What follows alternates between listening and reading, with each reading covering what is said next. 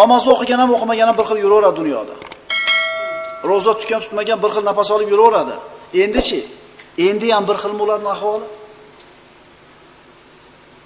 Keyin ikkisi ham qabrga qo'yiladi.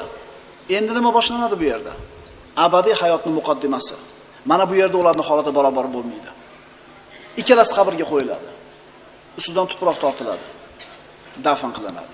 Eng ajib narsa shuki, qabrda yotgan mayyit uni ruhi tanasiga qaytarib kirgizilgandan keyin ustiga turpoq tashlayotganini eshitib yotadi. Birodalar, bir fikr qilib ko'ringlar-da. Yotibsiz qabrda, zimiston, hech kim sizni eshitmaydi, qimillolmaysiz, tuproqni ustiga shop tashlayapti. Bir kun turibdi oldimizda. Bu chiroyli jasadlarimiz chiriydi. Bu dunyolarimiz qolib ketadi. Bu yaxshi ko'rgan ayollarimiz, farzandlarimiz Qur'onda qo'yib ketaveradi. Yakkama-yakka qolamiz Robbimizning maloikalari bilan. Tanish bilishi yo'q. Telefon yo'q.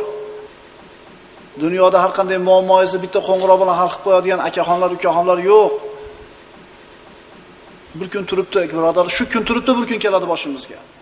Shu kunga tayyorgarlik ko'raylik. Biroz oldin tirik edi bu. Odamlar bilan gaplashyapti, unga gapirishyapti.